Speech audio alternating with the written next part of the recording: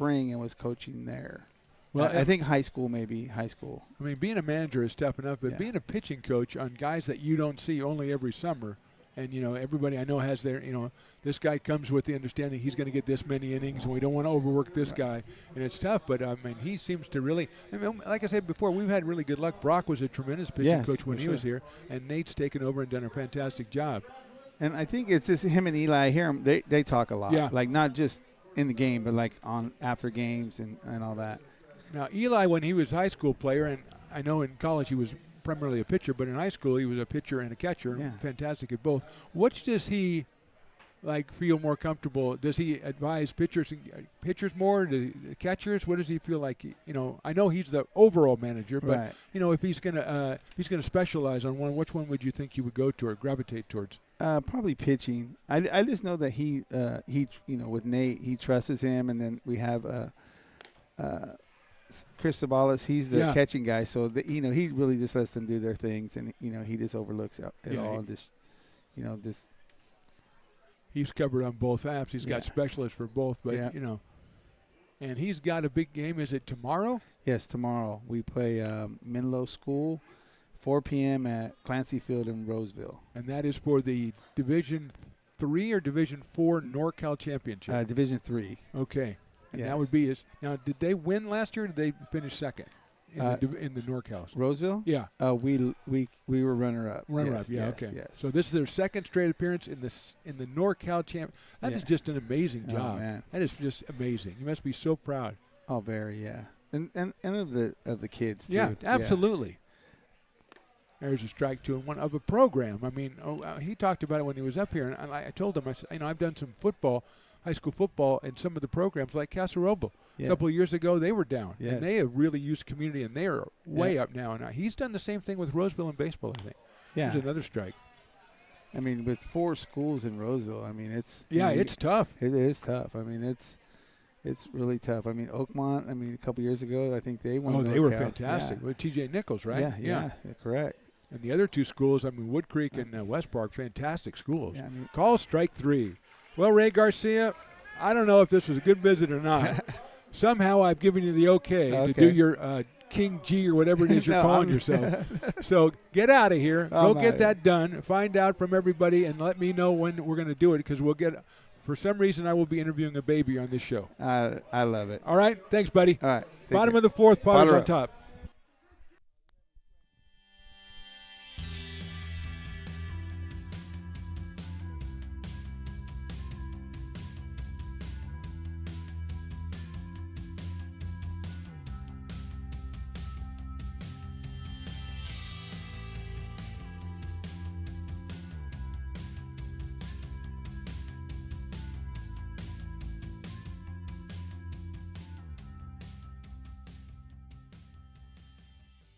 Lincoln Potters Baseball. Placer County's best-kept secret is back for another exciting summer at historic McBean Stadiums. Loaded with fun for the whole family, local beer, wine, and eats. Fireworks, giveaways, theme nights, kids zone, and more.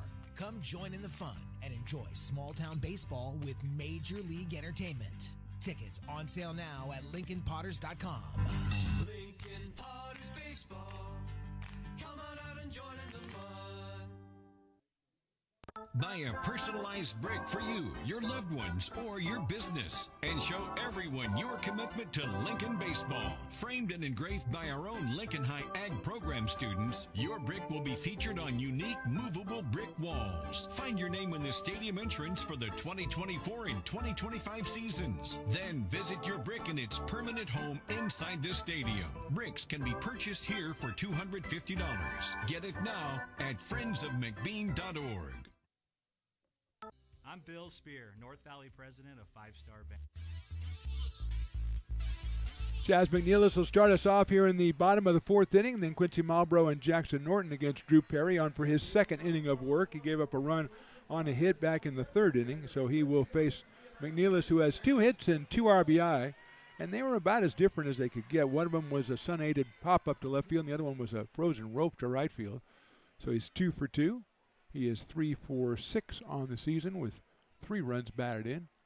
The left-hander takes outside, and I guess he's going to be my guest next time he's not playing, and he's got his son in town or at the park, I guess he's going to be up here with his 500,000 Instagram followers. And for once, I might even let Evan do the interview, so because he knows all about it. Well, no, I'm not going to do that, but I'll ask him about it. I'll use him as a resource is what I'll do. 500, oh, man. We could use some viral sensations around here. Popped up, left side. Shortstop Rain Miller goes out. Left fielder comes in, and it's the left fielder making the play, and that's Levi Van Patten. So McNeilus flies to left field for the first out here in the fourth, and Quincy Malbrough, who was grounded to the third and had an RBI single, comes to the plate. Quincy out of Loomis, California, and Purdue University. As we go to the bottom of the fourth inning on country night out here, we have mechanical bulls, we have horses outside, we have everybody wearing boots, we have Max the intern wearing a cowboy hat, and we have 24-ounce beers come with a free mechanical bull ride. It's genius.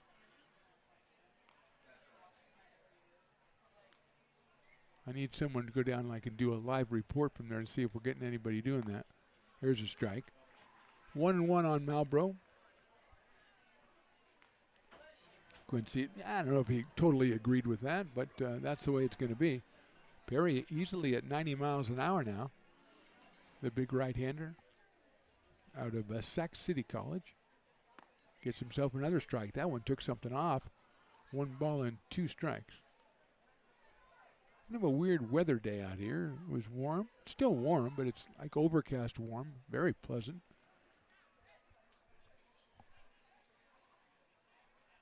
That is outside for a ball. 2-2 now on Quincy Malbrough.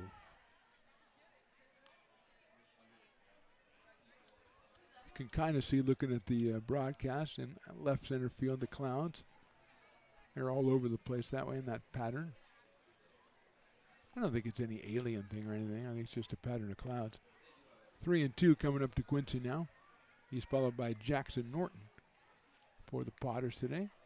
Potters do have somebody warming up down in the bullpen, a right-hander. Valentine, who's gone 4 innings, and I think his pitch count's probably higher than it's been all season long. Malbrough back up the middle. Rain Miller goes to his left, picks it up. He's going to have to hurry. And he gets him at first base. That's a nice scoop by Timothy Smith over there. So 2 outs. Ray Miller looks very impressive at shortstop. He got Quincy by not a lot over at first base. So 2 outs, and Jackson Norton will be the hitter.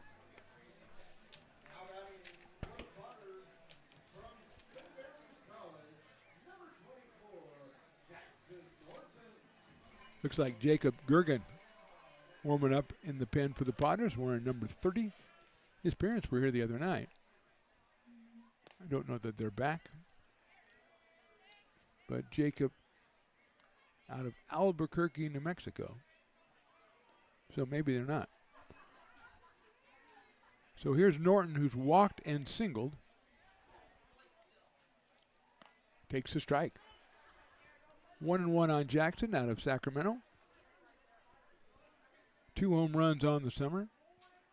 He is 6 for 20, so that's a crisp 300. Takes inside for a ball, 2-1. Great crowd out here tonight. First of a 3-game series against Peloteros. Eli Garcia managing one team, Isaiah Garcia the other, although I don't know if Eli will make it tomorrow night. Since that championship game, there's a check swing. Did he go? No, he did not. Is at 4 o'clock, so we'll see. Best of luck to the Roseville Tigers, going to their second straight NorCal championship game.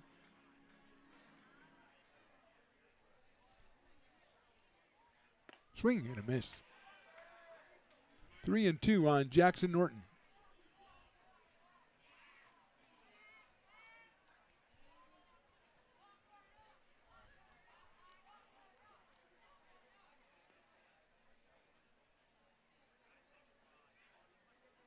And that is call strike 3.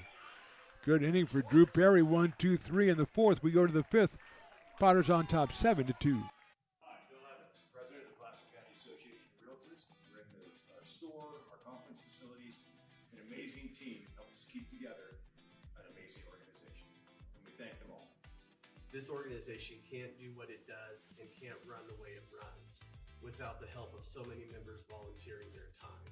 The success of the Placer County Association of Realtors is largely dependent on our active volunteer members to help our organization and industry. The work of our committees greatly impacts our ability to champion efforts across the board and giving back to the Placer County community wherever we can. Like all service organizations, I wanted to serve. And getting involved with the affiliate committee was the perfect way to do that. I love being able to serve my community with my business friends and other leaders and give back to those who are in need. The thing I love about the PCAR committees is they all work toward the same goal of bringing the community together to support those in need in our surrounding area. I instantly came to the meeting and had a wonderful time, felt like I was a part of something bigger, and it was just the start of my leadership journey.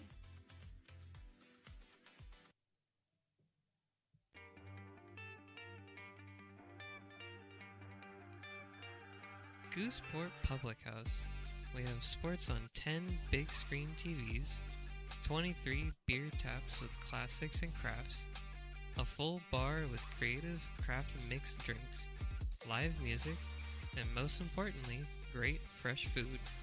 In downtown Roseville off Vernon Street, only 15 minutes from the ballpark. See ya at Gooseport.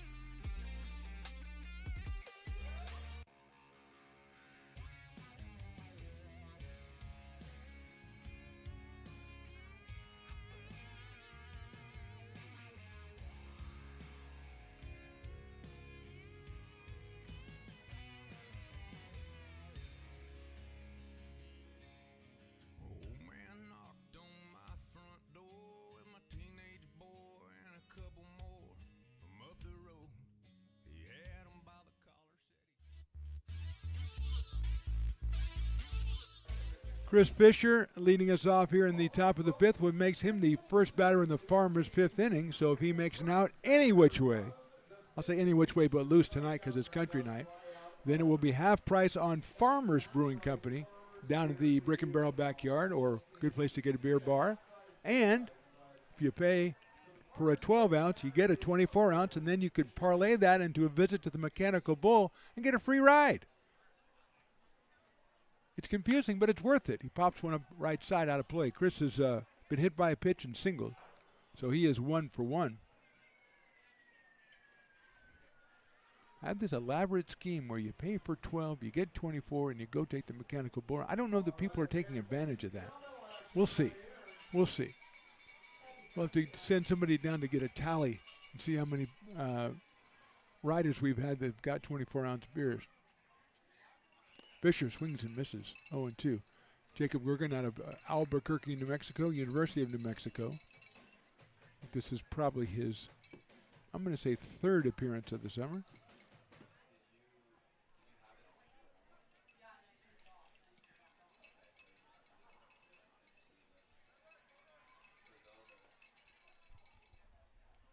Fisher steps out.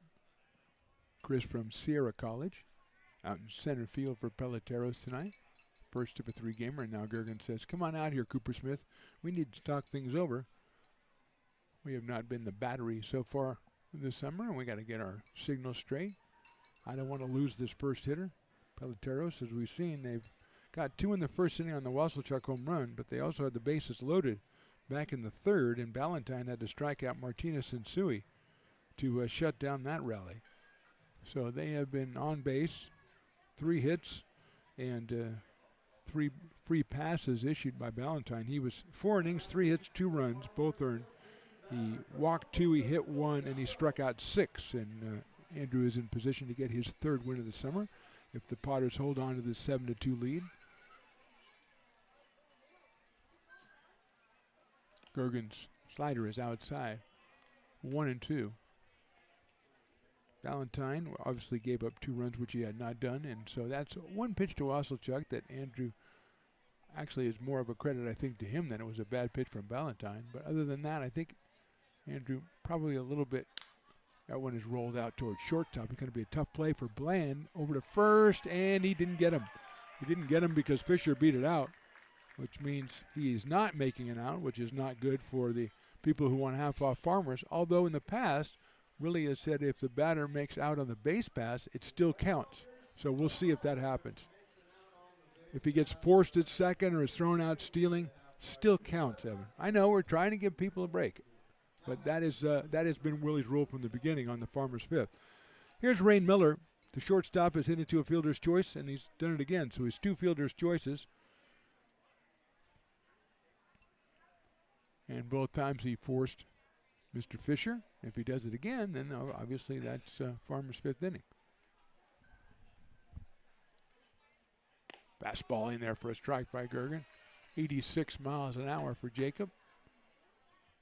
He stands 6'2" and 175. Hope his parents are watching. We have Dawson Raddick's parents in the house, Dan and Kim, out from Gretna, Nebraska.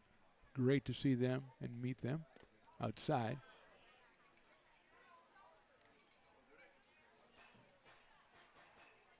Although they were sad they did not get to meet Stones McCoy, which is one of the only times I've ever been able to say that. Stones hopefully will be back with us tomorrow. Good lead over there by Fisher. 1-1 pitch, call strike 2. Perfect spot by Gergen.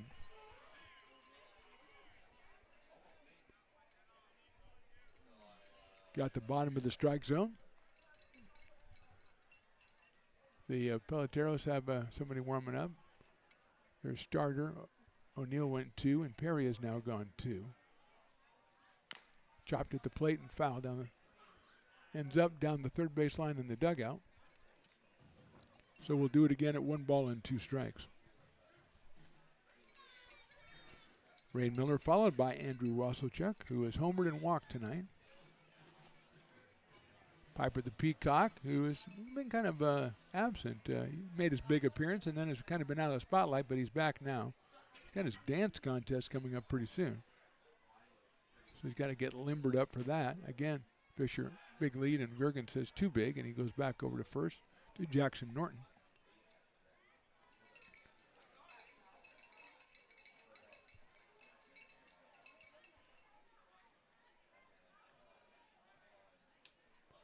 One ball, 2 strikes, and Gergen will go back to first again. Oh, if you missed the big news, we made a commitment to have a guest in some future third inning, a baby with 500,000 Instagram followers. So that's the big news.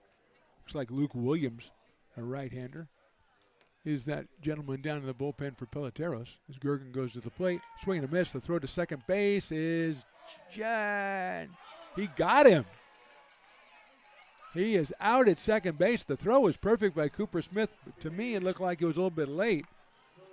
But the umpire stared at it, and that means that since that's Fisher, that means 50% off Farmers.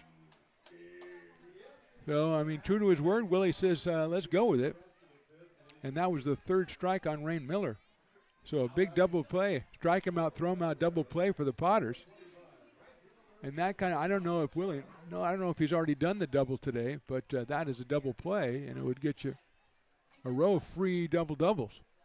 I don't know if we've already done that today. Maybe. Oh, we had Cooper Smith had a double earlier, so we've probably already done that. I like to look out for that one because it's my favorite. Wasselchuk takes the ball down low. Andrew with a home run back in the 1st and then walked in the 3rd. He is out of Monterey Peninsula College. Was formerly at Sierra College. Big right-handed hitter. He's out in right field today, which has turned into tonight. Off-speed pitch, he went after it and had visions of that one and didn't make contact. He evens the count up at 1 ball and 1 strike. I think he'd even picked out the tree in left field he was going to hit that one off of. But unfortunately, step 1 is contact and was not able to complete that step.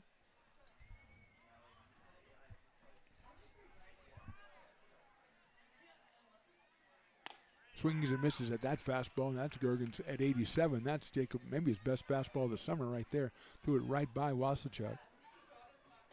It is 1-2 on Andrew. Thanks everybody who's checking us out on Lincoln Potters Baseball on YouTube or Stones Broadcast Networks on YouTube. We urge you to continue to check us out, but also to go ahead and subscribe to one or both of the networks so you never miss a game. Inside, just missed the corner. Big numbers on the game from Wednesday against Concord Zephyrs. But I like their team a lot. Again, need to work on their logo, but I like their team a lot. A lot of teams in that Bay Area Collegiate League. I like the Chico Lone Wolves, too. I thought they were a very good ball club. We played them a couple of times. Looking forward to playing the California Tigers a little bit later in the season as well. And that is strike three. Good inning for Jacob Gergen, aided by the thrown-out runner at second base. We go to the bottom of the fifth. Potters on top, 7-2. Buy a personalized brick for you, your loved ones, or your business, and show everyone your commitment to Lincoln baseball. Framed and engraved by our own Lincoln High Ag program students, your brick will be featured on unique movable brick walls. Find your name in the stadium entrance for the 2024 and 2025 seasons. Then visit your brick in its permanent home inside the stadium. Bricks can be purchased here for $250. Get it now at friendsofmcbean.org. I'm Bill Spear, North Valley president of Five Star Bank. In a time when business can feel so uncertain, we're here for you every step of the way. I know they have a lot of bells and whistles within their bank, but just the relationship piece here locally on the business side is huge for us. Five Star treats us like we're number one. They're right there with suggestions, with help. So I have to bank with people that have our mission in mind. We're Five Star Bank. How can we help you? Hi, Bill Evans, president of the Placer County Association of Realtors. We're in the store, our conference facilities, an amazing team help us keep together an amazing organization, and we thank them all. This organization can't do what it does and can't run the way it runs without the help of so many members volunteering their time. The success of the Placer County Association of Realtors is largely dependent on our active volunteer members to help our organization and industry. The work of our committees greatly impacts our ability to champion efforts across the board and giving back to the Placer County community wherever we can. Like all service organizations, I wanted to serve. And getting involved with the affiliate committee was the perfect way to do that. I love being able to serve my community with my business friends and other leaders and give back to those who are in need. The thing I love about the PCAR committees is they all work toward the same goal of bringing the community together to support those in need in our surrounding area. I instantly came to the meeting and had a wonderful time, felt like I was a part of something bigger, and it was just the start of my leadership journey. Bottom of the fifth inning, Potters leading this one 7-2. The new pitcher for the Peloteros is Luke Williams. Comes to us from Ohlone College. And he will face Tristan Russell, then Cooper Smith and Carson Moore, 7, 8, and 9 for the Potters, who lead this one 7-2. Drew Perry was in for 2 innings, gave up 1 hit, 1 run. It was earned. He walked 1 and struck out 1. Actually, I think the Peloteros pitchers have done better than the score indicates. O'Neill gave up 6 runs, but only 3 of them were earned unofficially. So in a 7-2 game, Potters with 4 earned runs. There's a swing and a miss.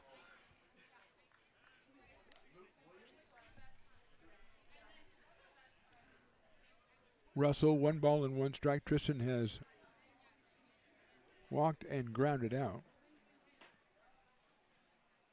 Actually, make that a 2-run single and grounded out, and that's a grounder out to Rain Miller at short. And his throw to first gets by the first baseman, and Russell will reach base on the error. Third error for Peloteros. And Tristan is on for the second time. A single, a ground out, and reached on an error. And that will bring up Cooper Smith, who has struck out and then smashed a double at the base of the wall out in center field in his appearance back in the third inning. One of the more impressive balls hit this summer that didn't leave the park. Left-handed hitter out of Coeur d'Alene, Idaho, and Utah Tech University. He's got Russell at first. Tristan always a threat to take off.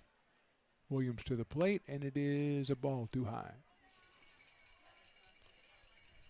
Just a little bit high to Russell. 83 miles an hour from Luke Williams.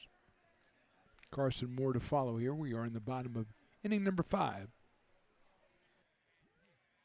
First of a 3-game series. Russell bluffs it, and it's a ball, 2-0. Tristan out of Cypress, Texas. Back for a second season as a Potter, and he is very welcome back here in the city of Lincoln and Placer County to a larger extent. Takes a strike, 2-1. I think he thought that Russell might be going on that one, and Cooper takes it. So Russell at first, Smith at the plate. One of 2 players from Utah Tech University, along with Mats Madsen, on the Potters roster. At least, right now, they might get another one. Who knows?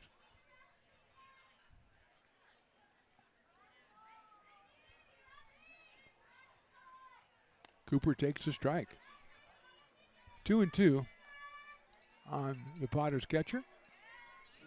He's 3 for 8 coming in. Had 6 runs batted in coming in. Now he's 4 for 10. Scored a run back in the 3rd inning. Stole third and then scored on a ground out.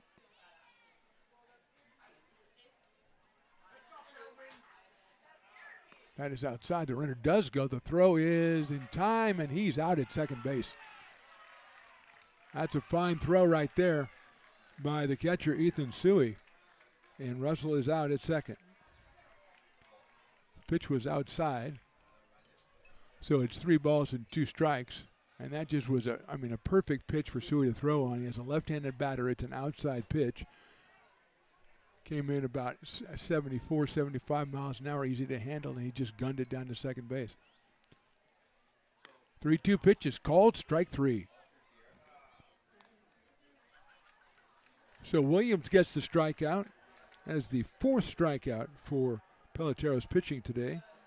And it'll bring up Carson Moore, who has struck out and walked. Tonight's 3rd baseman, Carson Moore, out of Cameron Park, California, and San Diego State University.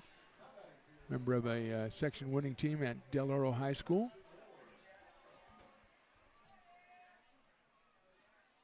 Carson takes a strike. Williams at 85 on that one. It is country night out here. We've got a lot of cowboy boots, some cowboy hats.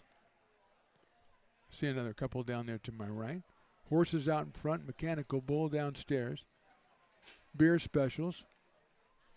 Beer bull specials. It's a crazy night. Lemonade, the lemonade stand downstairs, which isn't usually there, I don't think. Swing and a miss by Carson Moore. 1-2.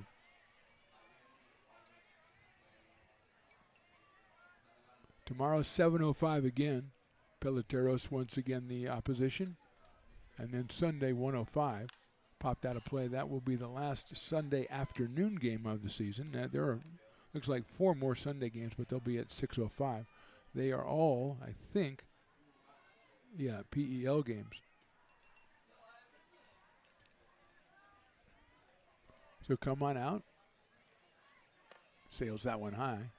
And check out. We got a 3-game series. And then on Tuesday, another team from the Bay Area Collegiate League, the South Placer Stonemasons. Stonecutters. Stonemasons would have been a good name, too. Stonecutters are in town for a 6:35 first pitch. That is just a little bit too high. So the Stonecutters out of South Placer will come in for just that single game on Tuesday. Then the Peloteros come back on the weekend. That's lifted high up in the air, left center field. Van Patten moves over. Center fielder comes in. He can't make the play. It drops in left center field. So that ball was hit pretty high up in the air, and somehow it found its way to the ground safely. And Moore has himself a base hit. First hit off Williams. And that'll bring up Jordy Lopez. So Carson is 1 for 2. Looks like we have we have a little bit of a quirk here. That's okay. So we got Tuesday, the Stonecutters. Then Wednesday is off. Thursday and Friday and Saturday, Peloteros. That's what it is. So Thursday will be 6:35. Chopper out to shortstop. Miller is going to go the short way to second for the fourth, and that's the end of the inning. We'll go to the sixth. Potters on top 7-2.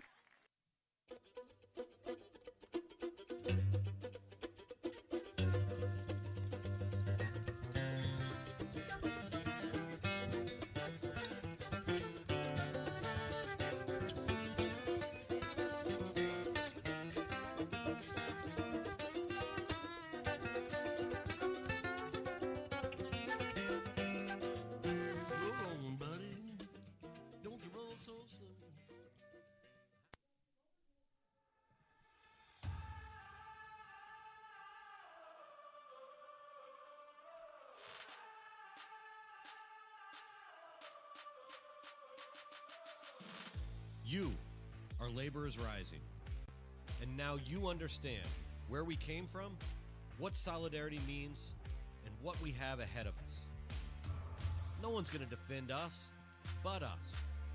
No one's going to help construction workers except us. And I can't wait to see you out there.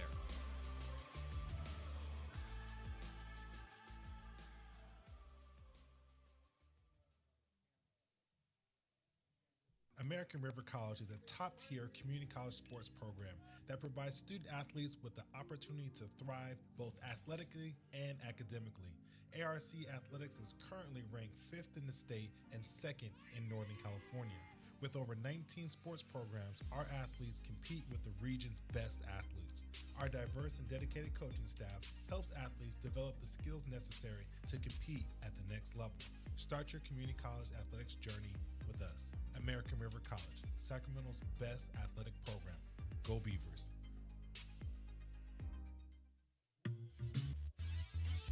Top of inning number 6, it'll be Kellen Martinez and then Ethan Suey and Devin Savala against Jacob Gergen.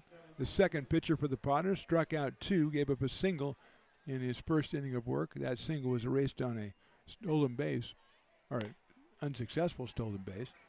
And Martinez, who struck out twice against Ballantyne, the left-hander, now up against the right-hander, Jacob Gergen. Ballantyne, 4 innings, 3 hits, 2 runs, 3 walks, and 6 strikeouts, trying to get his 3rd win of the summer. Gergen's fastball misses the outside corner. 86 from Jacob Gergen. I think he's topped out at 87 so far tonight when he threw one past Wasselchuk in the 5th. Breaking ball, that's a beauty. It's 2-1. Piper with his dance contest. Looked like most of the members of the Bombers team that's selling 50-50 tickets. And now he's trying to talk to him and trying to explain his choice on the winner. Martinez takes high, 3-1. 3 balls, 1 strike. 4 hits on the night for the Peloteros.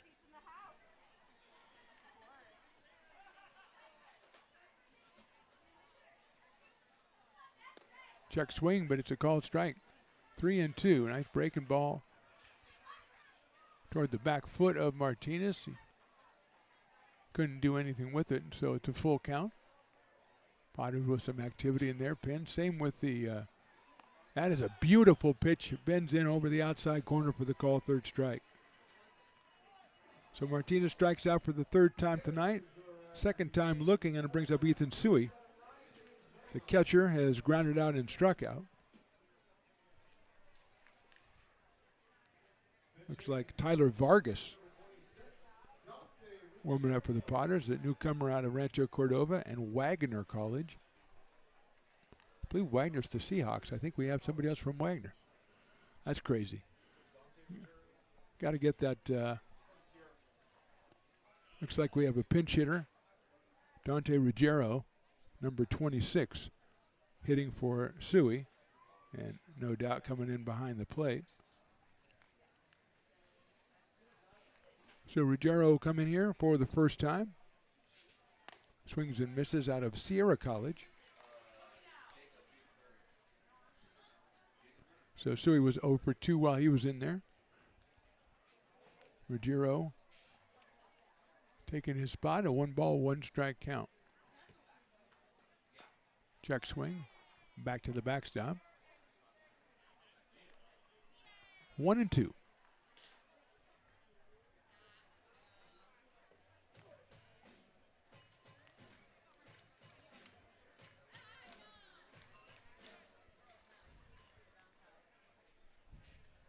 like Bryson Ruiz from Sierra College is warming up in the bullpen as that one's inside. He's a left-hander.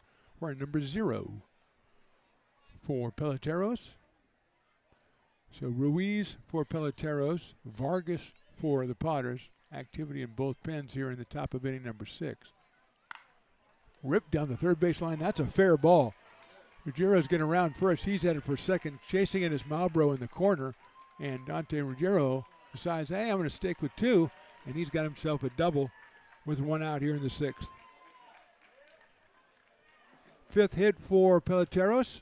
That one perfectly placed down the third base line and hit very hard as well.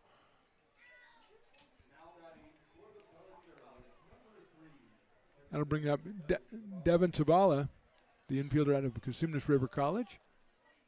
He is grounded back to the pitcher and grounded to second base. Both of those against Ballantyne. Facing Jacob Gergen for the first time here with Ruggiero down at second base.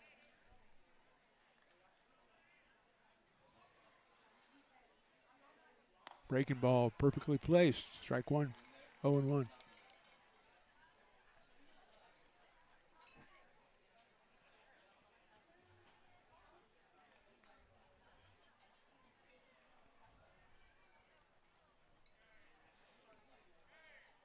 A lot of room at second base for Ruggiero. That one is outside. Make plans now. The big PEL opener, the 3-game series against the rivals from the north, the Humboldt Crabs. That's June 16th, 17th, and 18th. And like Thirsty Thursday in there. There's a Wine and Wiener Wednesday in there. Evan loves Wine and Wiener Wednesday. We've got to work on our pairing menu, though. Which wine goes with the brat, which wine goes with the Polish sausage, which with the plain hot dog, which with a bacon-wrapped hot dog. I would think it's got to be a robust red with a bacon-wrapped hot dog. But I would think the regular hot dog, maybe a light, a dry Riesling or something. I don't know. There are people who do these things. We've got to do it. You got to have a pairing menu because it's a huge night. It's one of the more popular nights around, Wine and Wiener Wednesday. Breaking pitch in there for a strike. Although, again, we said this on Wednesday, when you weren't here, you'd rarely see someone walking around with a hot dog in one hand and a wine in another because they're down different baselines. You got to split people. If there's 2 of you, one goes left, one goes right, come back, 2 dogs, 2 wines. It's a great promotion. That's lined into right field. Coming on is Lopez, and Jordy will make the catch in right center field. Hit pretty well for the second out of the inning. And Levi Van Patten, the scheduled hitter. And it's Marcus Mickle instead.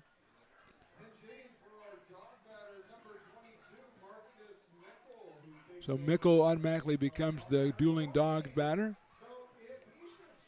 If he strikes out, it's half off beer, Dueling Dogs. And if you get a 24-ounce Dueling Dogs, you pay for 12 ounces and get a free mechanical bull ride. It's the best thing ever. So Mickle out of West Valley Community College, the West Valley Vikings, I believe. Swings and misses at an off-speed pitch from Gergen, who might be pitching his final inning today. We might see Vargas in the 7th. You know, you never know with Eli. If he gets 3 or 4 out of his starters, he's usually 2 innings or so for each reliever. Usually is the way they do that. It varies, though. 0-1 coming up. Mickle takes down low for a ball.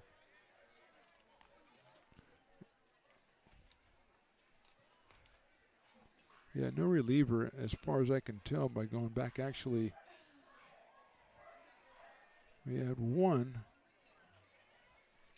that went 3 innings. Fastball, good pitch. Strike 2.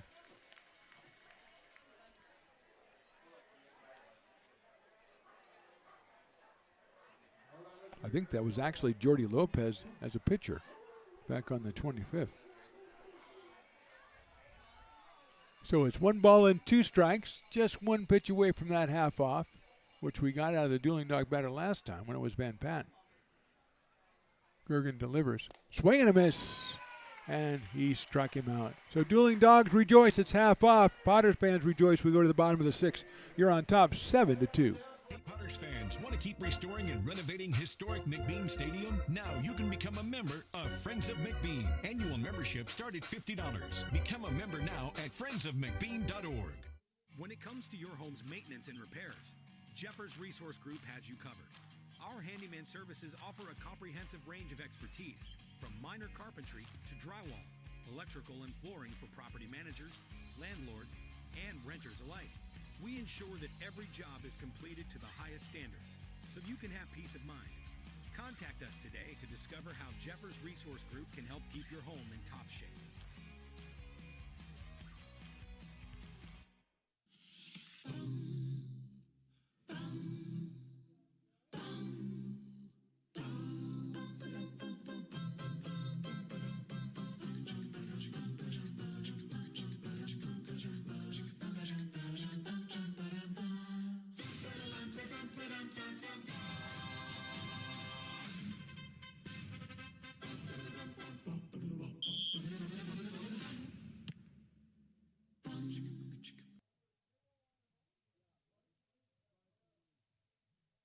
Potters fans want to keep restoring and renovating historic McBean Stadium? Now you can become a member of Friends of McBean. Annual membership start at $50. Become a member now at friendsofmcbean.org. This job is the Esplanade at Turkey Creek phases 4 and 5. Our scope of work for this project is full scope, so we've got all the underground, all the joint trench, and all the topside included with it.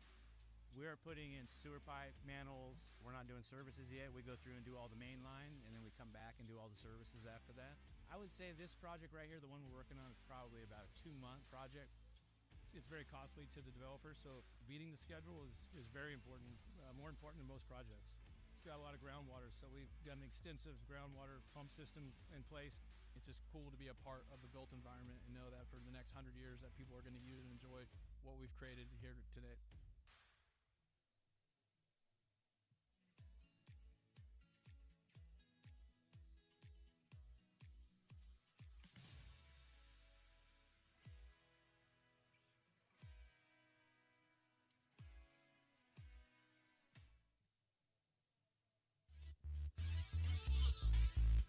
Bottom of inning number 6, Bryson Ruiz is out on the mound, the left-hander out of Sierra College, and he'll face a pinch hitter. His first batter, Matt Madsen, will take a seat, and Jackson Henderson out of Tuscaloosa, Alabama, will be our hitter. He takes a strike from Bryson Ruiz. Luke Williams went an inning, gave up a hit, and had a strikeout, no runs.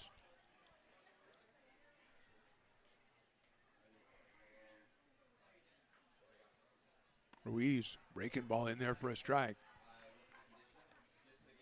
Henderson out of Tuscaloosa, Alabama, and Shelton State, which I think are the Buccaneers. That one sails high and outside.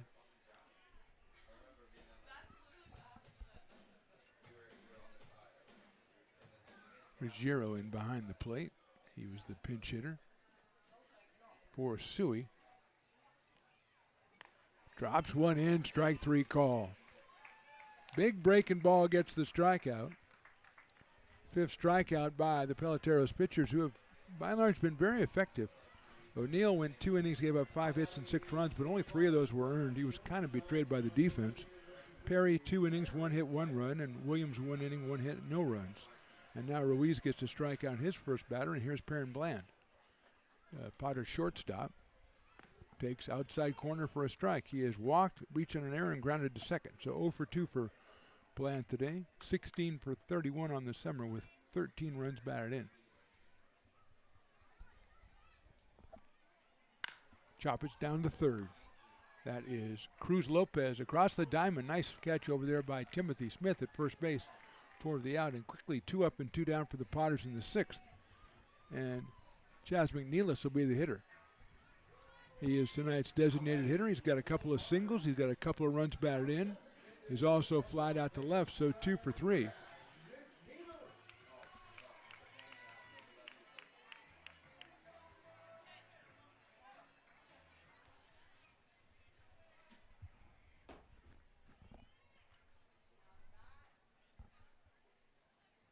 Chaz takes a nice breaking ball. Ruiz, really good command so far here in his short appearance. He is ahead in the count, no balls and 1 strike. That one misses outside. McNeilis does a good job to hold off on that one. Evens the count up at 1-1.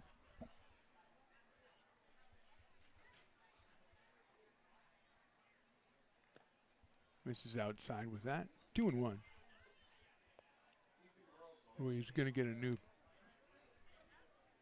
new ball as Ethan Groves comes out in the on-deck circle for Quincy Malbrough.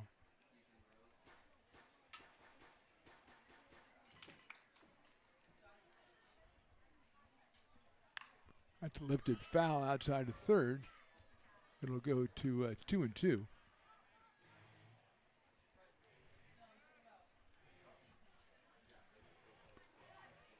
Two and two on Chaz McNeilis, Las Vegas, Nevada, the hometown for the Potters' designated hitter. Lifts that one into left center. Left fielder coming over, reaches up and makes the play. That's it was Van Patten, but it is Marcus Mickle making the play out in left field. So good inning for the newcomer Bryson Ruiz. We go to the top of inning number 7. Potters on top 7-2. Lincoln provides all the charm of a small town, yet still provides access to excellent local medical care. At Lincoln Urgent Care, you can find expert services and a compassionate staff available 7 days a week. A friendly front desk staff will welcome you when you come into our brand new facility. Your wait time will be minimal at our walk-in clinic, unlike the emergency room. From broken bones and lacerations to allergies, flu shots, and illnesses, we treat a variety of urgent medical conditions. What sets us apart is not just our central location in Lincoln, but the convenience of our extended hours, including weekends. We've become Lincoln's first choice for urgent care because we treat patients of all ages for a variety of conditions and take most insurances. We're proud to be an approved provider for veterans and welcome in our military patients. From our family to yours, we're here when you need us.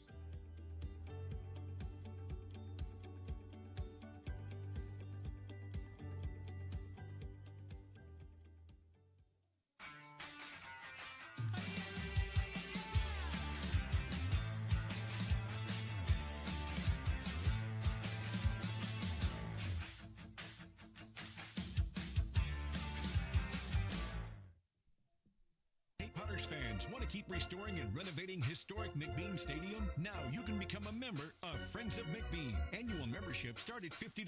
Become a member now at friendsofmcbean.org. Top of inning number 7. We still have Jacob Gergen out there, E. Okay, very good. Now, everybody else has changed, apparently. Now, Ethan Groves is now in left field. Jordy Lopez has moved from right to center. Jackson Norton is in right. Luke Euler is taken over at third. Perrin Bland still in short. Tristan Russell at second. But now Jackson Henderson is at first. Cooper Smith behind the plate. And our pitcher is still Jacob Gergen, working his 3rd inning. And he gets a swing and a miss from Timothy Smith, who struck out and walked so far. So 0 for 1.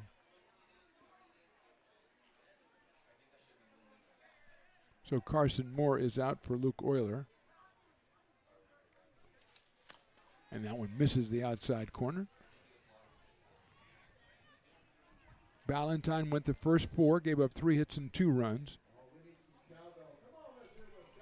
Looks like Will Munoz, the right-hander from Sac City, now loosening up for the Peloteros, who's had pretty good relief pitching so far today. There's a nice pitch right there by Gergen. Finds the knees on the outside corner at 85 for a strike. Gets him ahead in the count, 1 ball and 2 strikes.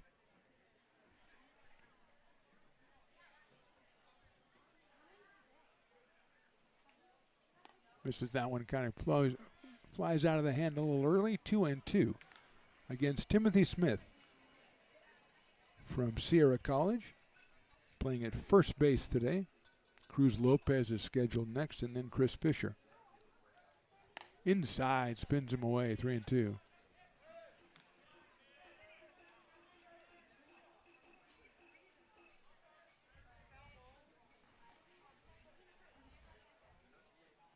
Three balls, 2 strikes.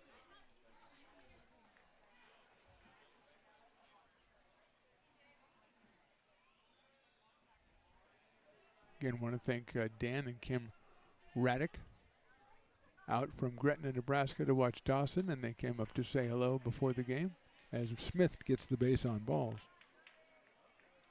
We love it when the parents from far aflung, well, even the close end, but far aflung, come by when they make their summer trip out to Lincoln, which who doesn't? I mean, come on.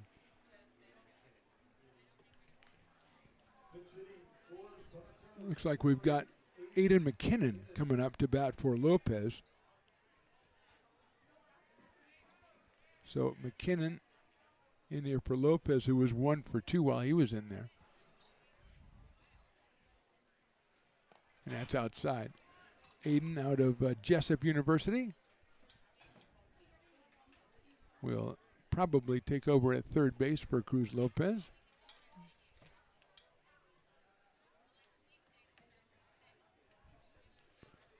One ball and no strikes with nobody out here in the 7th.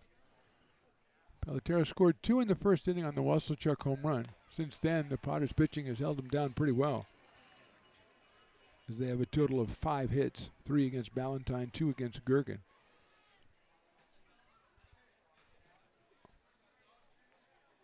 Short lead at first by Timothy Smith. Fastball misses outside. 2-1. Gergen at 6'2" out of Albuquerque, New Mexico. Working in his 3rd inning tonight after Ballantyne went the first 4.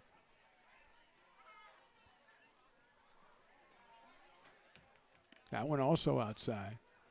So McKinnon hasn't had to really operate much. 3 balls and 1 strike, and Cooper Smith's going to go out and have a word with his pitcher.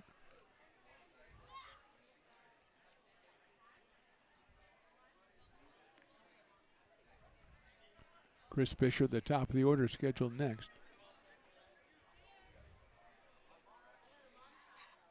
As Cooper Smith comes back and kind of trudges back, really, to get to a spot behind home plate. 3 balls and 1 strike on the pinch hitter, Aiden McKinnon.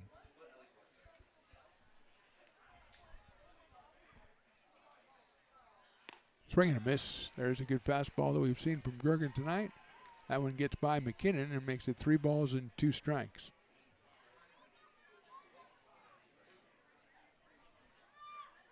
Same 2 teams tomorrow night. Same start time, 7:05 from McBean Stadium.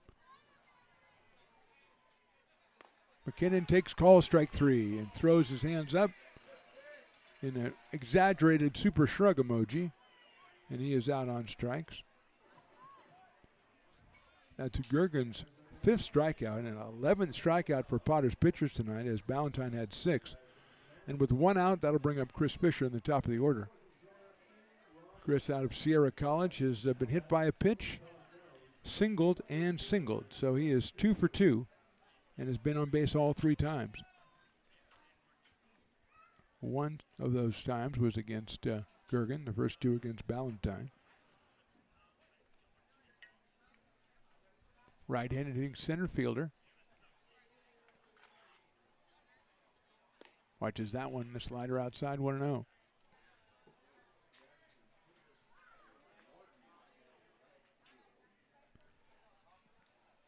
Potters 8-0 on the season. And they've got a couple of more non-league games until the 16th, as we said, when they start that 3-game series against the Humboldt Crabs right here at McBean Stadium, and it's going to be a lot of fun. Fantastic talent out on the field, and got some rivalry working, I think, with Humboldt. I think there's some rivalry there. And, of course, both in the PEL. Those will be the first PEL games. That's outside. 3-1, or 3-0 on Chris Fisher. Everybody in the PEL, of course, just trying to upset the Healdsburg Prune Packers. So Packers and the Crabs and the Potters, of course, Medford Rogues, Solano Mudcats, West Coast Kings, and Marysville Giants. That was ball 4. So Fisher's on for the 4th time tonight. And that'll move Timothy Smith down to second base. And Rain Miller, the shortstop, will come out. But first, Eli Garcia is going to come out and talk to his pitcher. Gergen again working in his third inning. And I think Eli's going to make a move to the pen. And we'll get that new pitcher for you when we come back. We're in the top of inning number 7. Potters on top 7-2. Hey, Potters fans, want to keep restoring and renovating historic McBean Stadium? Now you can become a member of Friends of McBean. Annual membership start at $50. Become a member now at friendsofmcbean.org. This job is at Esplanade at Turkey Creek phases 4 and 5. Our scope of work for this project is full scope, so we've got all the underground, all the joint trench, and all the top side included with it. We're putting in sewer pipe, manholes. We're not doing services yet. We go through and do all the main line, and then we come back and do all the services after that. I would say this project right here, the one we're working on, is probably about a 2-month project. It's very costly to the developer, so beating the schedule is very important, more important than most projects. It's got a lot of groundwater, so we've got an extensive groundwater pump system in place. It's just cool to be a part of the built environment and know that for the next 100 years that people are going to use and enjoy what we've created here today.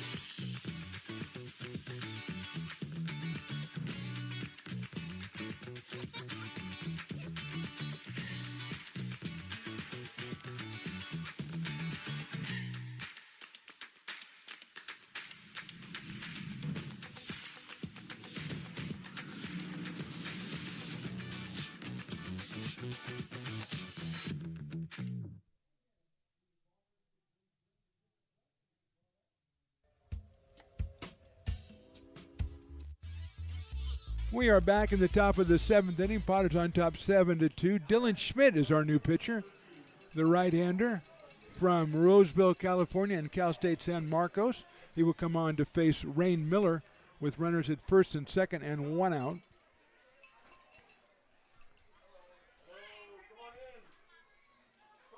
First pitch is inside, and resetting the outfield. I gave you some bad information. It's Groves in left, it's Norton in right, and Ryan Jackson is in center field for the Potters. So Lopez is out, Ryan Jackson is in. And here's Miller. Chops it foul. Rain is hit into a fielder's choice twice and struck out. So 0 for 3 so far tonight for the shortstop out of Jessup University.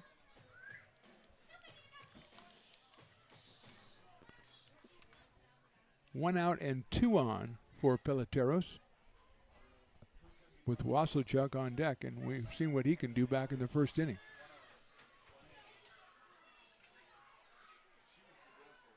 Schmidt delivers inside. 2-1. So Gergen, 2 1/3 innings, 2 hits.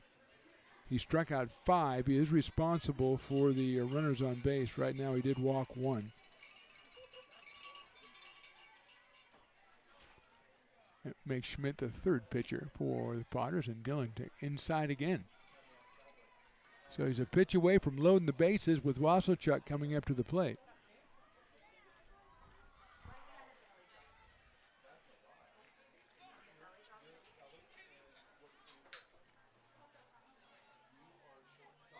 That's hit hard, but foul down the third baseline. Miller was just waiting on that one. He knew it had to come over, and he was on it, but he was on it a little too quickly. And he's run the count full to 3-2. We'll see if the runners are going. Smith at second, Fisher at first. And Schmidt's ready to go 3-2. Fastball, call, strike 3. A lot of called third strikes tonight, and Miller is the latest victim. And with 2 outs, that'll bring up Andrew Wasselchuk, who had a home run down the right field line in the first inning, walked in the third, and then struck out in the 5th. First 2 were against Ballantyne. The one in the 5th was against Jacob Gergen. And now he faces Dylan Schmidt, the semi-submariner out of Cal State San Marcos.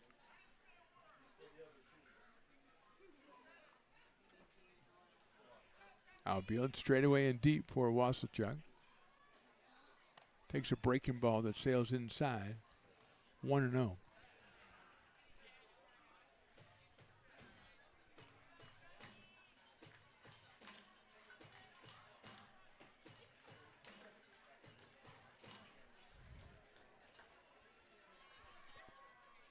Check the runner at second base. 1-0 pitch. That messes with the inside corner but misses it, so it's 2-0 now to Wasselchuk.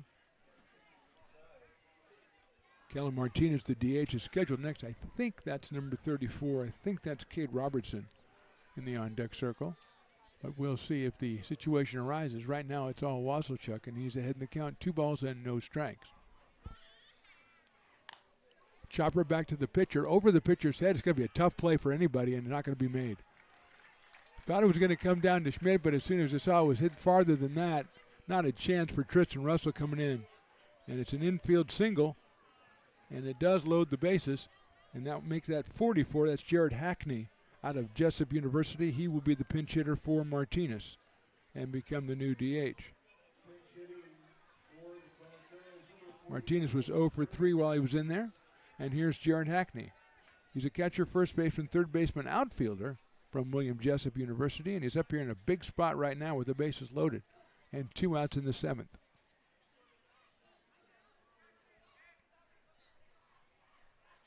Schmidt got Wasselchuk to hit a soft grounder. That's a strike. But he just put it in a perfect spot, and nothing anybody could do about it. And loads the bases with Smith at third, Fisher at second, and Wasselchuk at first. 0-1 pitch coming from Schmidt. Hackney pops it up. Probably going to get out of play. Cooper Smith giving chase. And it is out of play over behind us. And it's quickly 0-2 on the pinch hitter. And we assume new DH, Jared Hackney.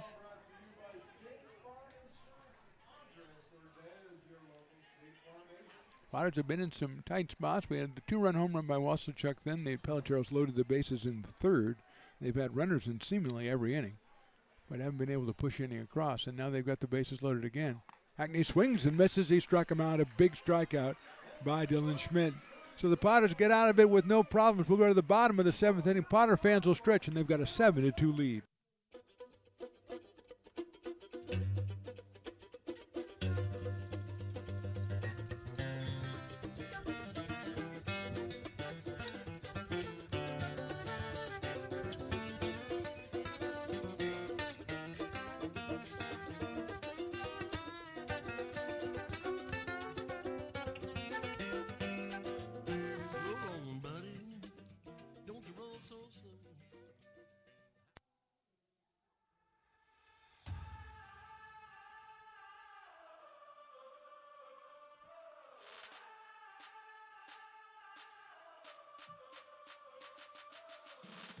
You are laborers rising. And now you understand where we came from, what solidarity means, and what we have ahead of us. No one's going to defend us but us. No one's going to help construction workers except us. And I can't wait to see you out there.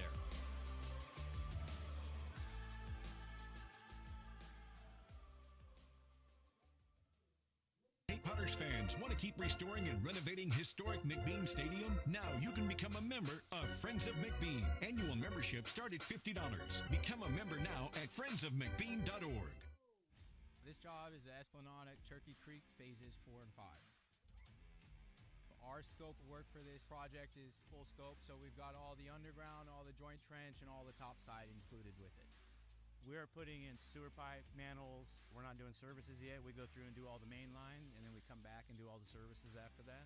I would say this project right here, the one we're working on, is probably about a 2-month project.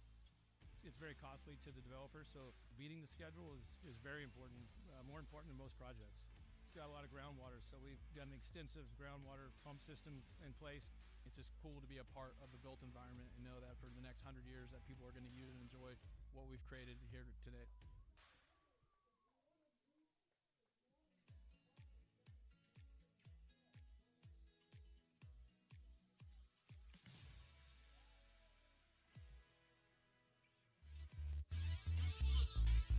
Bottom of the 7th inning, a lot of excitement in here as the Bombers, who've been selling 50-50, just gave away, well, Willie announced the ticket, $537 to the winner, $537 back to the Bombers. So well done by the Bombers, and they all were in here singing and, carrying on for the middle of the 7th inning. And right now it's going to be Ethan Groves starting us off.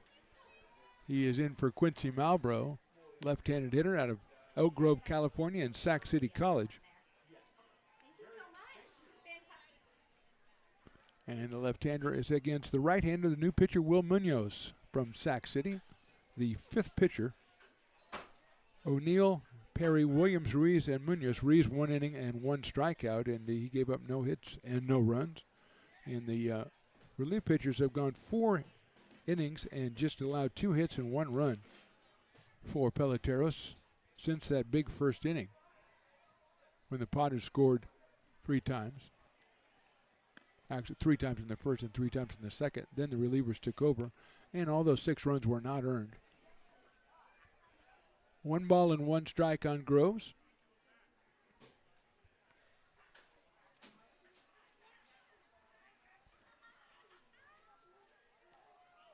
Swings and misses. Nice off-speed pitch from Munoz.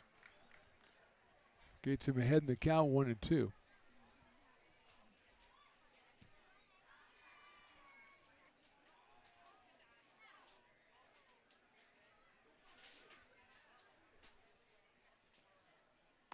And it's called strike 3. Groves is out for the first out of the inning, and Jackson Norton is scheduled next. Jackson started off in first base today. I think he is out in right field now for the Potters. And he has walked, he has singled, and he has struck out.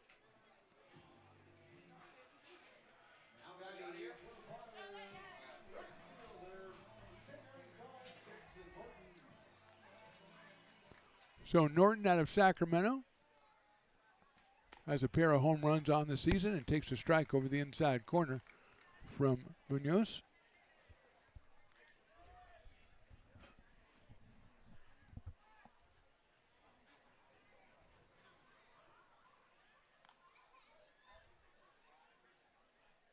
Swings and misses at that one. Got a late start at it.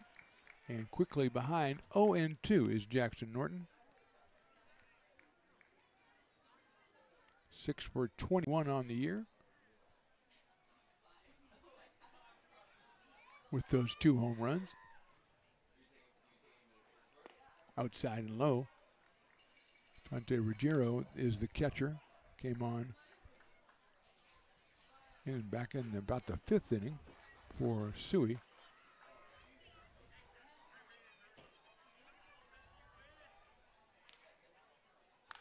That's hit down the left field line, well out of play. It was a breaking ball in the inside corner, and Norton turned on it and fouled it out of play. So he'll get another shot at 1 ball and 2 strikes. Mickle, Fisher, and Wasselchuk in the outfield. McKinnon at third, Miller at short, Savala and Smith in the infield, along with Ruggiero, and on the mound is Munoz, number 9, out of Sac City. Fastball, and that's called strike 3. Inordinate number of called third strikes today. That is the 5th strikeout in a row for the Potters that make that 6th strikeout in a row that has been called. In fact, as I look back, it looks like all the strikeouts for the Potters have been looking at the called third strike, 7 out of 7. That's unofficial, of course, but it's a kind of an anomaly. We've had 1, 2, just 2 it looks like for the Peloteros. Swing and a miss by Tristan Russell, who singled in 2 runs, grounded out, and reached on an error. Had the big hit back in the first inning, a 2-out, 2-run single. Potters put up 3 in the first and 3 in the second.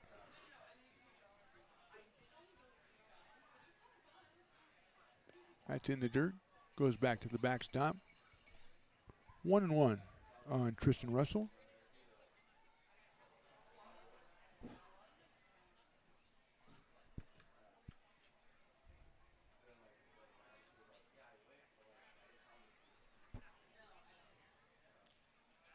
Swing and a miss, off speed pitch.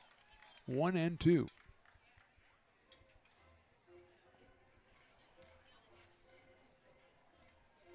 Tristan now 7 of 20 on the season, so 350 for the average for the second baseman out of Cypress, Texas. Swings and misses at that one. And a good inning for Munoz. He gets all three via the strikeout. That one swinging. We'll go to the top of inning number 8. Peloteros trail 7-2. American River College is a top-tier community college sports program that provides student athletes with the opportunity to thrive both athletically and academically. ARC Athletics is currently ranked 5th in the state and 2nd in Northern California. With over 19 sports programs, our athletes compete with the region's best athletes. Our diverse and dedicated coaching staff helps athletes develop the skills necessary to compete at the next level. Start your community college athletics journey with us. American River College, Sacramento's best athletic program. Go Beavers.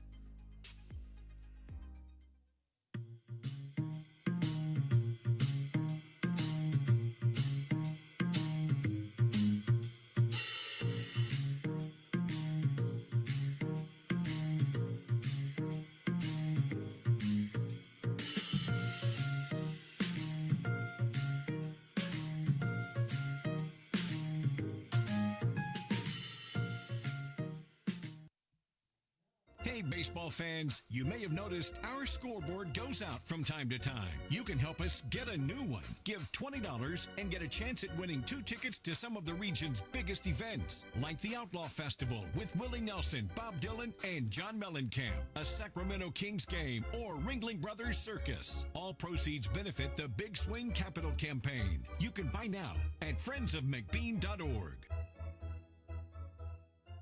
Hey everyone, this is Alex with the Downtown Lincoln Association. We're super excited to kick off Lincoln Loves Local, a new campaign designed to spotlight amazing businesses that make Lincoln so unique. We partnered with Dalila from UN Social Agency to create short, high-quality videos that help boost your visibility and reach right here in the Lincoln community. Each video will be shared on DLA's social media and newsletter, making it easy for locals to discover and support your business. So let's celebrate what makes Lincoln special together. Hey, Potters fans, want to keep restoring and renovating historic McBean Stadium? Now you can become a member of Friends of McBean. Annual membership start at $50. Become a member now at friendsofmcbean.org. Top of inning number 8, our new pitcher, Dawson Raddick. Mom and Dad are in the crowd from Nebraska, from Gretna, Nebraska, and Dawson out on the mound. He'll face Dante Ruggiero, the first batter, the catcher, who has doubled in this game. He pinch hit, doubled in back in the 6th. And after him will be Devin Savala and Marcus Mickle. So Raddick out on the mound. Submariner delivers, and it's called a ball. I wanted it to be a strike. 1 ball and no strikes. Great to meet Dan and Kim before the game. And now they've got Dawson on the mound in inning number 8. Swing and a miss. Ruggiero from Sierra College. So Willie Preston, very familiar with him as he does the announcing out there for Sierra College, has for years. Just does a great job out there and here. 1-1 coming up from Raddick. Hit sharply to the right of second base. Backhanded the throw to first. The tag applied. No, couldn't make the tag. It's an infield single. Russell with a leaping jump throw back across his body, but he couldn't get it on the bag. Henderson came off with trying to tag Ruggiero going by, but Dante has his second hit. 7th hit for the Peloteros, and here's Devin Savala. I think Devin, the second baseman, has grounded out twice and fly to right. Chops it down the first baseline foul as Henderson tries to make the stop over there. Looks like we might have Lamont Buford coming on to pinch hit for Mickle.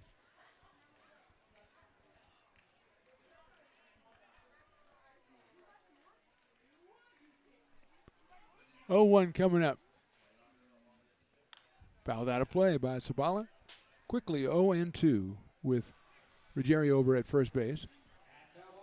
And Lamont Buford on deck.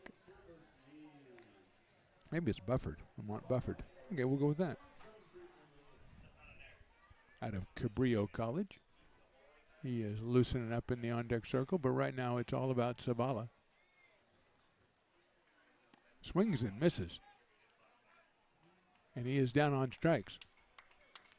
That is the 14th strikeout for Potter's pitchers. And now Lamont Bufford will be the hitter. Wearing number 20. So Bufford coming up here with 1 out and 1 on. He is followed by Timothy Smith in the Peloteros order. Bufford, left-handed hitter against the right hitter Dawson Raddick. Ruggiero over at first base. That's fouled off. 0-1 quickly on Bufford. Potters and Peloteros tomorrow 7:05, Sunday 1:05. LincolnPotters.com for tickets and information. A lot coming up in the schedule for the remainder of June, so you want to get on top of it. Get your tickets now. That's a beautiful pitch, but it misses the outside corner. 1-1. Got Peloteros next weekend. You've got, as I said, Humboldt coming in on the 16th, 17th, and 18th for some PEL action. It gets real. It gets really real then. That is outside, bounces off the glove, but not far enough away for Ruggiero to try to advance. Down by 5 runs. Potters loosening up somebody in their bullpen, and Peloteros doing the same in theirs. As we are in the top of inning number 8 here from McBean Stadium. Mark the Phantom Low along with the Big E. Evan running the show today. That's sliced foul into the screen. Goes to 2-2 on the pitch hitter Bufford. Who we're assuming is going to go out in left field.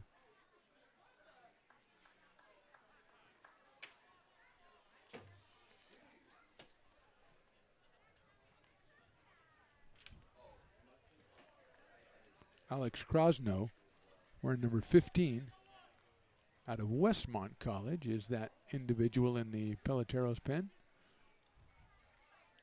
who we may see in the bottom of inning number 8. Munoz was very impressive in the 7th. Raddick to the plate, outside all the way back to the backstop, and going down to second on the wild pitch will be Ruggiero.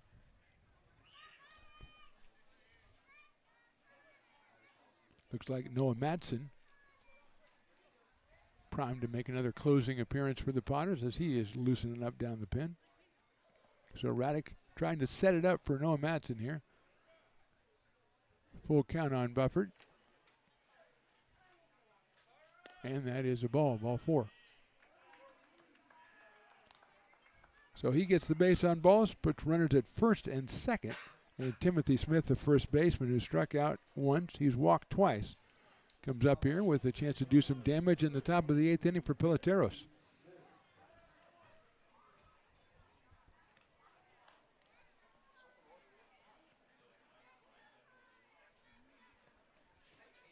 Aiden McKinnon is scheduled next. But it's all about Timothy Smith here. And he misses low and outside. 1-0 on Timothy Smith. He is from Sierra College. The Sierra College Wolverines, of course. Good lead at second base out there. Raddick to the plate. Swing and a miss, and look out, there goes the bat. Into the on-deck circle for the Potters. Fortunately, there's nobody in there, so it's okay. And maybe more importantly, it's a strike. So it's 1 ball and 1 strike, and Smith just kind of saunters over and picks up the bat. Here comes the bat kid, bat boy. You need anything, he brings out some stuff, some stickum. We've seen a lot of thrown bats so far this summer. That was not, I think for distance, that might have been number 4. It was not so impressive, you know. We're going to call a timeout for the batter to get everything ready. We don't want bats flying around. We did have one, which I'd never seen before, which was 2 pitches in a row the bat went flying earlier in the season, which should be some kind of violation, but it isn't. Raddick misses outside, 2-1. Smith, then McKinnon, then the top of the order for Peloteros. As we said, they've been kind of threatening. They scored 2 in the first, but they've had the bases loaded twice since then, and they've had runners on in every inning and haven't been able to push them across, and they've got 2 more on here in the 8th. That's a good pitch right there. It swung on and missed by Smith. 2-2. Potters picked up 3 early unearned runs, and if not for those, this would be a lot tighter here in the top of inning number 8. As the Potters only with 2 hits since the second inning. Here comes Raddick, 2-2. That's fouled off by Smith. Good leader. Ruggiero really getting a good lead at second base.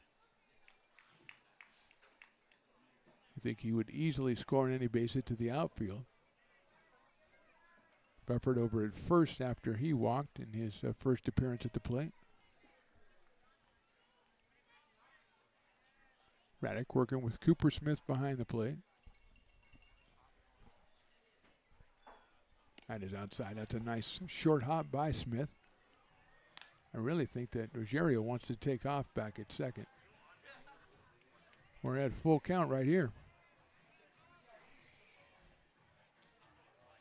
Smith probably looking out over the outside of the plate because that's where Raddick has been coming. Let's see if Dawson can cross him up here on a 3-2 pitch. There goes the runners. The pitch is fouled out of play. Again, Ruggiero way down. Well, there's no line between second and third, but if there was, he'd be way down it. Maybe like on today, it would be a country line because it's country line dancing because it's country night. Wonder if the mechanical bull is done for the day. Is he taking the day off? You think he is? He wrapped it up, put the old blanket on the shoulders and said, I got to go. I got to go back to the kids. There is ball 4. So a single and a couple of walks here, and we got a loaded bases situation with Aiden McKinnon, the next scheduled hitter out of Jessup University. Aiden came on in the 7th inning and struck out. We're going to have a meeting at the mound with Nate Kujarski going out there.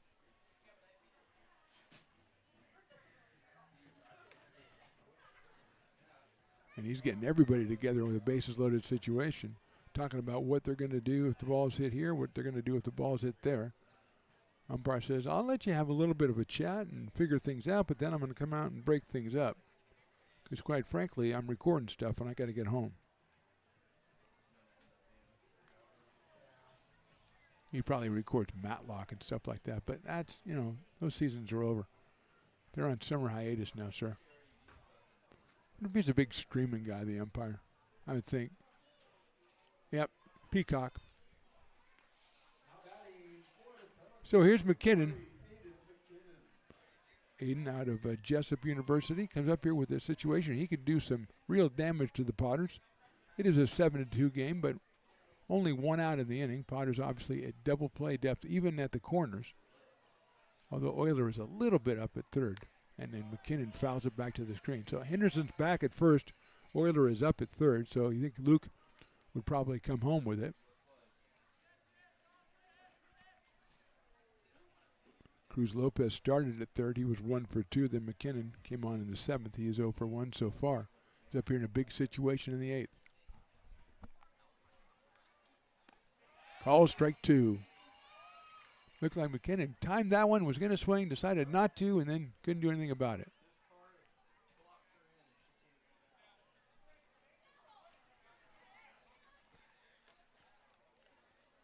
Oh, and 2. Chris Fisher on deck, top of the order. McKinnon pops that one out of play.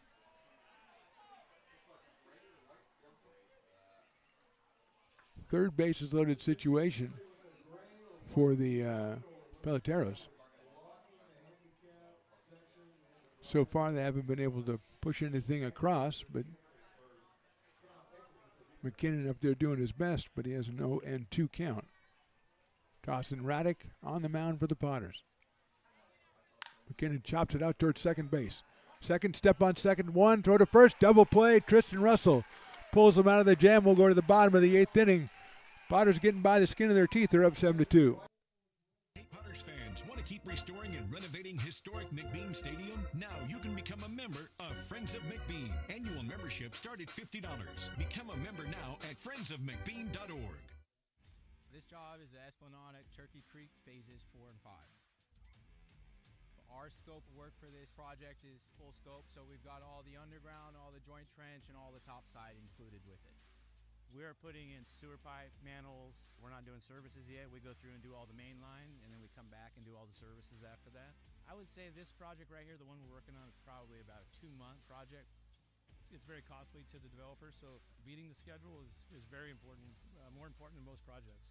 It's got a lot of groundwater, so we've got an extensive groundwater pump system in place. It's just cool to be a part of the built environment and know that for the next 100 years that people are going to use and enjoy what we've created here today.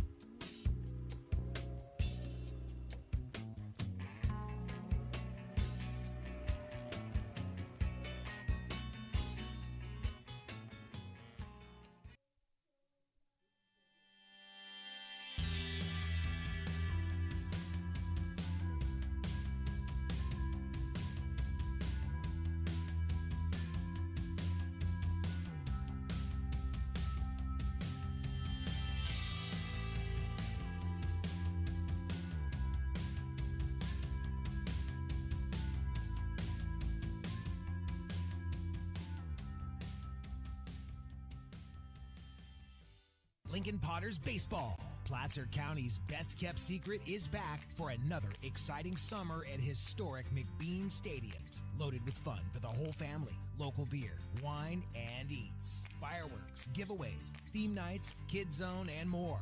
Come join in the fun and enjoy small-town baseball with Major League Entertainment. Tickets on sale now at LincolnPotters.com. Lincoln Potters Baseball.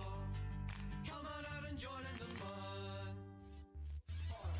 Bottom of inning number 8 from McBean Stadium. Mark the Phantom Low along with the Big E over there on the controls. Cooper Smith will start us off. Alex Krosno is the new pitcher, number 15 out of Westmont College. He will face Smith, then Luke Euler, and Ryan Jackson. That one's ripped to left center field. On his horse, the center fielder reaches up and makes the catch. That's a real fine play out there by Chris Fisher to retire Cooper Smith, who hit the ball very hard for the second time. He doubled back in the 3rd inning. So 1 out, and that'll bring up for his first time Luke Euler. He took over for Carson Moore, who was 1 for 2. We had, between innings, we did the traditional Friends in Low Places sing-along we do in the bottom of the 8th, and they gave the mic to, I believe it was Ethan Johnson and Andrew Ballantyne, and they were doing the crooning. And then, what did you think, E? He gave them 2 thumbs up. Well done. They did put their heart and soul into it, I will say that. They were crooning. So here's Euler. Out of Rockland, California, left-hand hitter. takes outside. University of Nevada, Reno. We said Moore was 1 for 2, so he is still at 500 on the summer. Euler is in at third base. Takes a fastball, but it's outside. Alex Krosno from Westmont College is the sixth pitcher. And O'Neill started, gave up 6 of the runs on 5 hits, just 3 of them earned. He was much better than the numbers indicate. And then Perry, Williams, Ruiz, Munoz, and now Krosno, they have been very effective. Only 2 hits allowed since the second inning. 3-1 pitches right down the middle, 3-2. 91 from Krosno.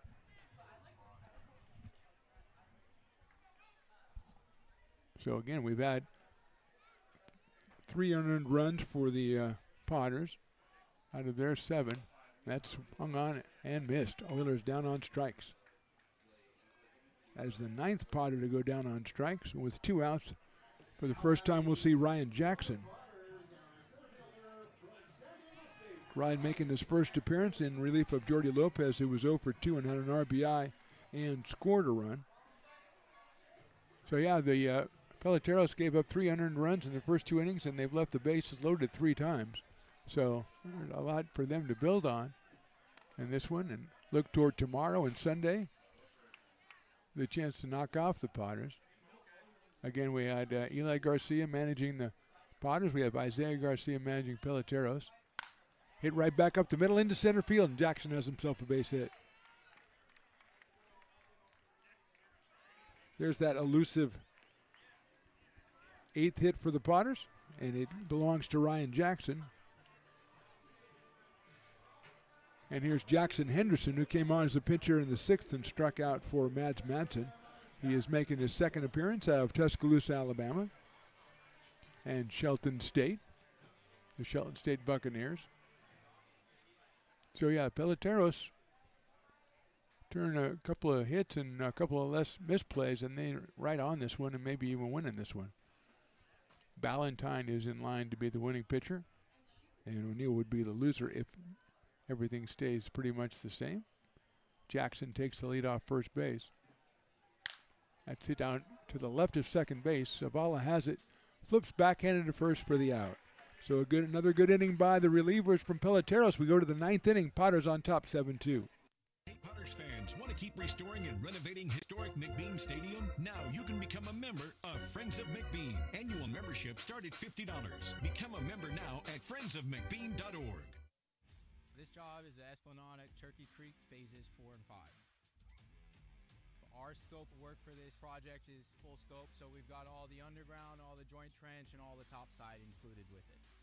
We are putting in sewer pipe, manholes. We're not doing services yet. We go through and do all the main line, and then we come back and do all the services after that. I would say this project right here, the one we're working on, is probably about a 2-month project. It's very costly to the developer, so beating the schedule is very important, more important than most projects. It's got a lot of groundwater, so we've got an extensive groundwater pump system in place. It's just cool to be a part of the built environment and know that for the next 100 years that people are going to use and enjoy what we've created here today.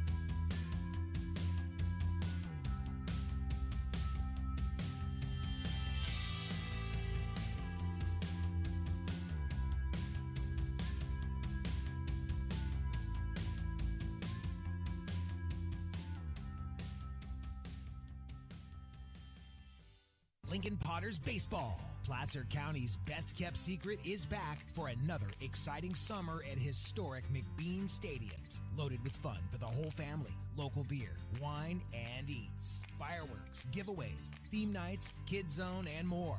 Come join in the fun and enjoy small-town baseball with Major League Entertainment. Tickets on sale now at LincolnPotters.com. Lincoln Potters Baseball.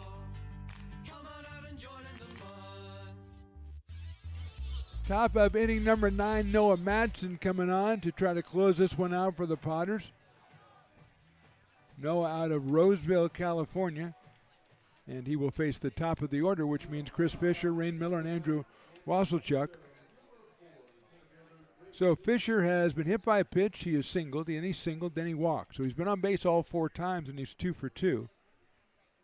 Coming out of Sierra College and facing the big right-hander Noah Madsen. First pitch is down low for a ball. Madsen, I'm going to guess in the 9th game, I'm going to guess it's his 4th appearance. I think it's about right. He has been very impressive. Potters with 5 pitchers. He is the 5th pitcher tonight. Swing and a miss from Fisher. 89 from Madsen. Ballantyne went the first 4, then 2 1/3 for Gergen. 2/3 of an inning for Dylan Schmidt. At Braddock were an inning. And now Madsen. They have allowed 7 hits. Struck out 14. Check swing. It's in there for strike 2.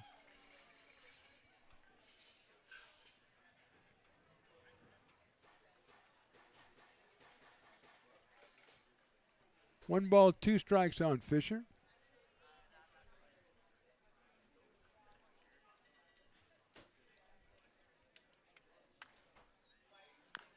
Little chopper, but it'll be foul toward the Potters dugout.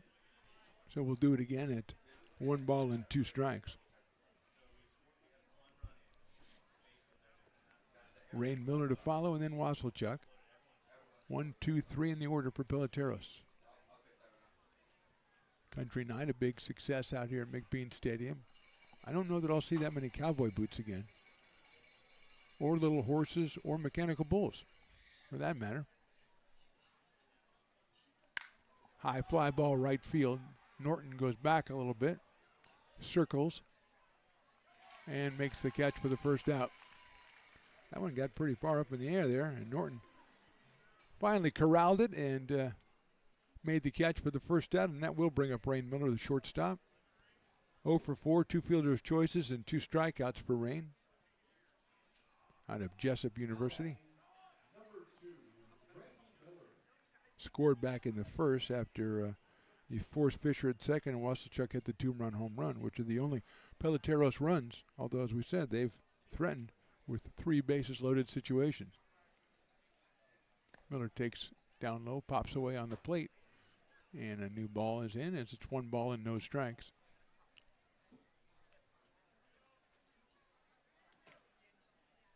Great crowd out here tonight. Great Friday night crowd. Perfect weather. Perfect heat level, I'll say. I think it's going to be a little cooler the next 2 days. That's right down the middle. 1-1, and Rain Miller knew it. That was right at 90 for Noah Madsen, which is about where he lives so far this summer. Not a lot of save situations, but he usually comes in to close out these games, and he gets the strike on a swing from Rain Miller right there. 1-2.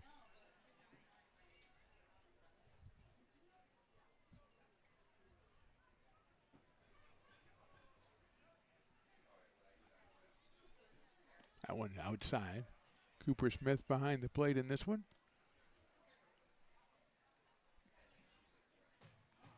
Catching his 5th different pitcher. Andrew Ballantyne in line to go 3-0. His totals would be 11 innings pitched, 6 hits, 2 runs, 18 strikeouts, and 6 walks. Chopper foul down the third base line, and just foul down the third base line.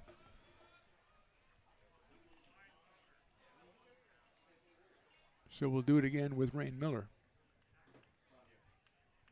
Ballantyne named Junior College All-American a couple of days ago for his work out of the bullpen primarily. 49 innings pitched, 2 earned runs. Swing and a miss. Gonna have to tag him to make it official, and that's what they do. 15th strikeout for Potters pitchers is Rain Miller. And that'll bring up Andrew Wasselchuk, who homered in the first inning, walked, struck out, and then singled. An infield single back in the 7th. So he is 2 for 3. Has a run scored, has driven in the only 2 for Peloteros. And he's up there now against Noah Madsen.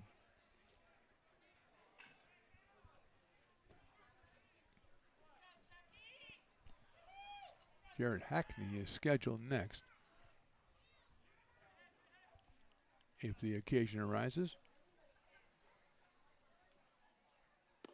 That is down low from Noah Madsen. Listed at 6'2", 210. Wasselchuk probably about the same, if not a little bit bigger. Although Madsen looks taller than 6'2" to me.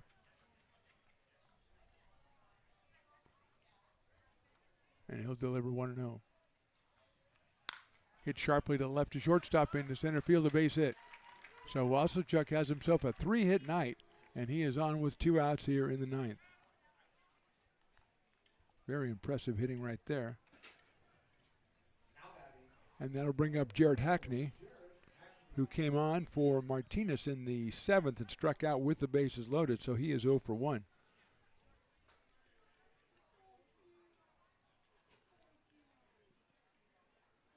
So Wasselchuk definitely the hitting star for Peloteros out here, and he's promising to make this an interesting weekend for Potter's pitchers.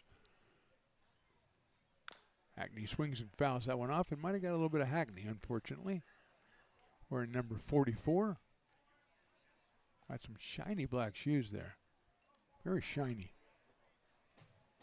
I don't think there's glitter on there. I just think it's shiny, yeah. I think he shines them up, goes to the shoe shine guy in the corner, gets them shined up for the game. I think it's a great idea. It's a fantastic tradition. If you did that and you got a base hit, you'd go back to the shoe shine guy every time. Outside, 1-1. Potters with 3 in the first and 3 in the second and 1 in the third, and that's basically been it. And Peloteros with 2 in the first. So all scoring seemed to be completed after the 3rd inning. And we've just been matching zeros since then with some good pitching performances on both sides. 1-1 to Hackney. Moves him off the plate high and inside. 2-1. If Hackney reaches, Ruggiero is next. And he has a double and a single. So he's been pretty impressive since he came in as well. The catcher out of Sierra College. But it's Hackney, and it's 2 balls and 1 strike. A short lead by Wasselchuk at first base. Swing and a miss. Got a big cut at an inside fastball. Upstairs. 2-2. Oh, we got the last strike guy? What? This is fantastic. Where is he? Oh, there he is. He's got to get bigger. He's got to get big. He's got to get everybody up. There you go. He's working it. Come on, last strike guy. You can do it. There he goes. I like it. I like it. He's exhorting the crowd. Good. It's country night, though. 2-2 pitch. Swung on and missed. That's your ball game. Well done, last strike guy. Madsen shuts it down with the 16th strikeout by Potter's pitchers. Our final score, Potter's 7 and Peloteros 2. We've talked about it the whole game, recapping it. Potter scored 3 times in the first and 3 times in the second, 1 time in the third. The Peloteros were complicit in that by committing 3 errors in that time, giving the Potters 3 unearned runs. And after that, it was the story of the Potters pitching. Ballantyne went the first 4 innings, gave up 3 hits and 2 runs. Then Gergen, Schmidt, Raddick, and Madsen pitched the remaining 5 with just 5 hits allowed, and they struck out 9. So Potters come up with a big win in Game 1 of this series. The final score is 7-2. Game 2 will be tomorrow at 7:05, and we will have it here for you. On behalf of me, Mark the Phantom Lowe, and the Big E right over there doing a great job, and Stones McCoy, who couldn't quite make it tonight. Hopefully tomorrow we say thank you for watching. We will see you next time.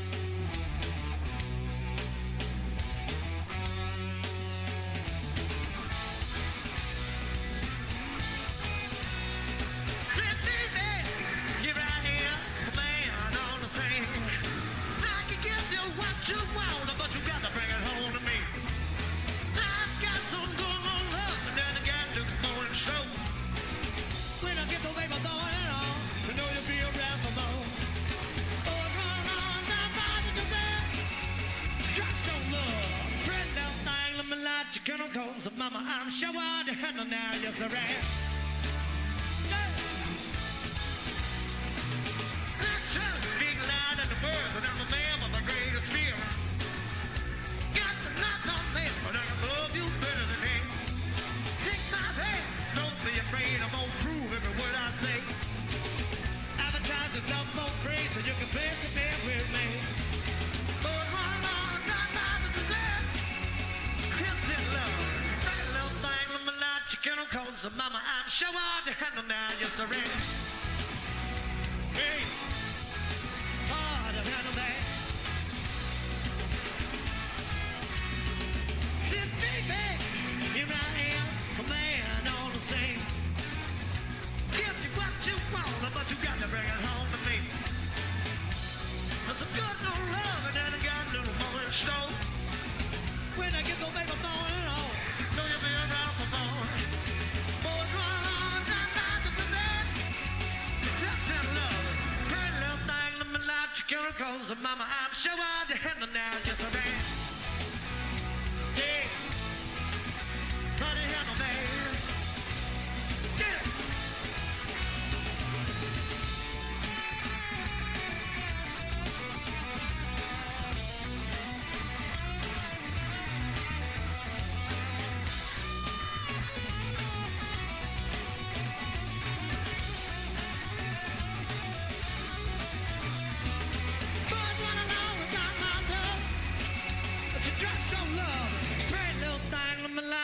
Cause of mama, I'm sure I'd handle now, yes, I